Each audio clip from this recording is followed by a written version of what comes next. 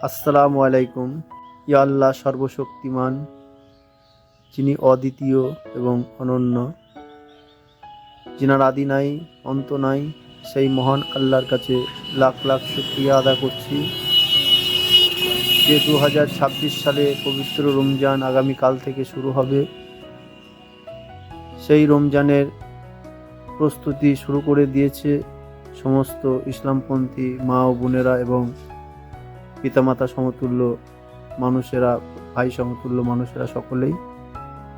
তো আসুন আমরা সকলে মিলে সেই পবিত্র রমজানের পালনের দিকে প্রস্তুতি নিয়ে প্রতিজ্ঞাবদ্ধ হই এবং সকলে মিলে রমজান শুরু করি।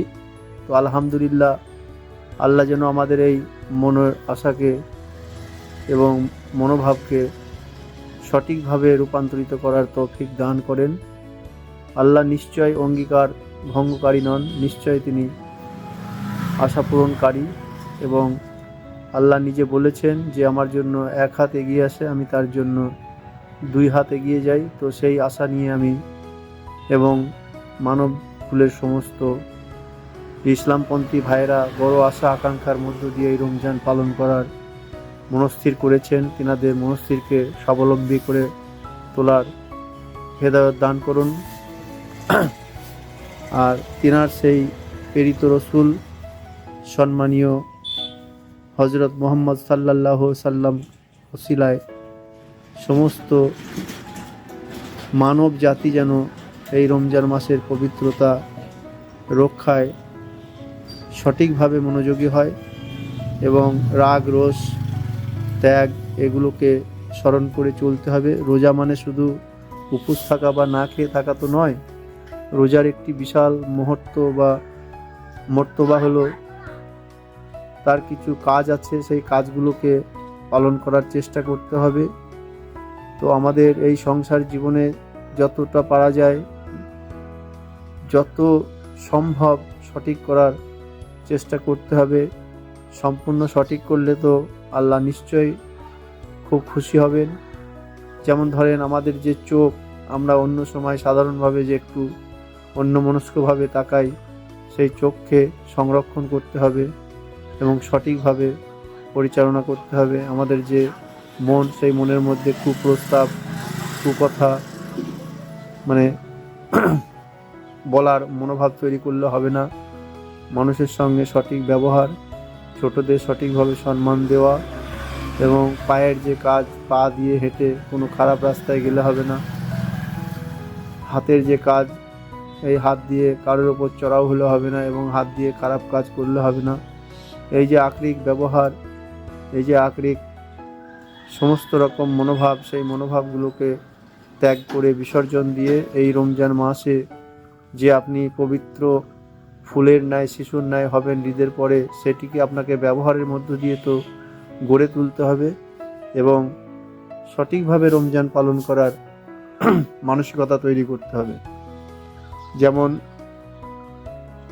রোজার মাসে কোনো মিসকিন, কোনো গরিব মানুষ বা কোনো মুসাফির লোক হয়তো ইফতারের আগে এসে এদিক ওদিক ঘোরাঘুরি করছেন, সেটা নিজের থেকে খোঁজ খবর নিয়ে তাকে একটু ইফতার করানো বা তার সেই রোজা ভাঙার যে নিয়ম, সেই নিয়মে সহযোগিতা করা এবং তিনার সেই সামনে একটু আপ্যায়ন করা, তাহলে আল্লাহ খুব খুশি হবে।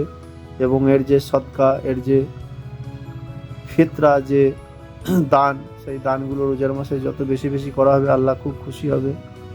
এবং আমাদের সকলের দ্বারাই সব কিছু হয়তো সম্ভব হয়ে ওঠে না, যার দ্বারাই কেউ দেওয়ার লোক আছে, কেউ নেওয়ার লোক আছে, সমাজে সব রকমই লোক আছে, আবার কেউ দেখার লোকও আছে। তো আসুন আমরা সকলে মিলে ভালোর যে দিক, সেই দিকটা অবশ্যই সব মানুষই বোঝে, হয়তো না বোঝার ভান করে জীবনযাপন করেন। তো সঠিক পথে যদি চলা হয়, সমাজ ভালো থাকবে, সমাজ ভালো থাকলে গ্রাম ভালো থাকবে, গ্রাম ভালো থাকলে এলাকা ভালো থাকবে, এলাকা ভালো থাকলে দেশ ভালো থাকবে। এইভাবে যদি আমরা ভালো পদ্ধতি, ভালো পন্থা মেনে চলি, তো আমাদের আখেরাতেও ভালো, আবার এহকালেও ভালো, পরকালেও ভালো। এহকালে ভালো কেমন? যেমন স্বর্গ, যেটা বলতে গেলে স্বর্গের যে অ্যাডভার্টাইজ, স্বর্গের যে অগ্রিম, সেটা আপনাদের হচ্ছে এই পৃথিবীতেই পাওয়া যায়। সেটা হচ্ছে নিজের সংসার। নিজের সংসার থেকে এ দুনিয়ায় বড় স্বর্গ আর কিছু নেই।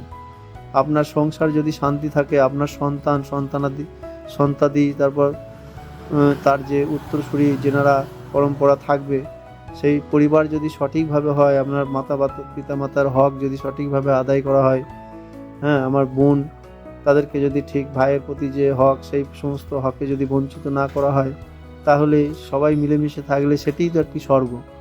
আর যদি ভাই ভাই খিচাখিচি, ভাই ভাই ঝগড়া, ভাই ভাই মারামারি, প্রতিদিন একটা অশ্লীল ভাষা, হ্যাঁ, তারপরে আপনার অপ্রত্যাশিত ব্যবহার করা, এইগুলো দিয়ে কি হবে, সমাজে বিশৃঙ্খলা তৈরি হবে এবং নিজের পরিবারটাও নরকে তৈরি হবে।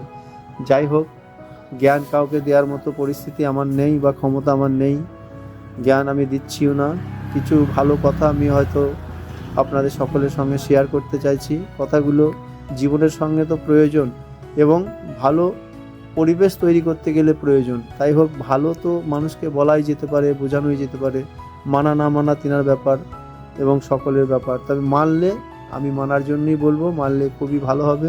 আপনার ভালোটাই আমার ভালো, এটাই মনে করতে হবে। একজনের ভালো মানে 10 জনের ভালো, 10 জনের ভালো মানে 10,000 জনের ভালো, 10,000 জনের ভালো মানে 10 কোটি ভালো। এই ভালো প্রসঙ্গ উত্থাপন করে করে এগিয়ে যেতে হবে আমাদেরকে এবং ভালোর দিকে অগ্রসর হতে হবে। আসুন আমরা সবাই প্রতিজ্ঞাবদ্ধ হই। প্রতিদিন যদি আমরা একটি মানুষ, দুটো মানুষের উপকার করি, তাহলে 360 দিনে 700টা মানুষের উপকার করা হবে। আর প্রতিদিন যদি দুটো করে মানুষের ক্ষতি করা হয়, সেই যে একটা নেশা হয়ে যাবে বিড়ি খাওয়ার মতো, তখন প্রতিদিন মনে হবে ক্ষতি করে করেই বেড়াই। যাই হোক, মানুষ এখন অনেক শিক্ষিত, অনেক সচেতন, অনেক জ্ঞানীগুণী, অনেক ভালোর দিকেই এগুচ্ছে। আরও ভালোর দিকে আমরা এগোনোর জন্য বলবো। সমস্যা তৈরি হতে পারে ছোটোখাটো, সেই ছোটোখাটো বিষয়গুলোকে নিয়ে বড় করার চেষ্টা না করে, যিনারা জ্ঞানীগুণী সমাজে বাস করেন, তিনাদের দৌলতে, তিনাদের হেফাজতে যদি সেই সমস্যাটা মেটানো যায়, তাহলে আল্লাহ খুব খুশি হয় এবং সমাজের মানুষও সেইগুলো লক্ষ্য করে যে কোন লোকটার দ্বারাই, কোন কথাটার দ্বারাই কি হচ্ছে না হচ্ছে, সেই বুঝে সেই সম্মান সেই ব্যক্তি পেতে থাকে। তো আসুন, আর কথা বাড়িয়ে লাভ নাই, আমরা সকলে মিলে আগামীকাল রোজার নিয়ত করে নেব এবং পবিত্র রমজান সঠিকভাবে পালন করার তৌফিক দান করব এবং রোজার মাসে যে কারাকিদগুলো আছে, যে ব্যবহারগুলো আছে, সেই ব্যবহারগুলো সঠিকভাবে করার তৌফিক দান করব। আলহামদুলিল্লাহ, সকল মানব জাতিকে এবং সমস্ত সমাজের দুরস্থ মানুষদেরকে যেন শান্তি বজায় রেখে তাদেরকে সঠিকভাবে চলাচল করার তৌফিক দান করুন। আলহামদুলিল্লাহ। আসসালামু আলাইকুম রহমতুল্লাহি ওয়া বারাকাতুহু।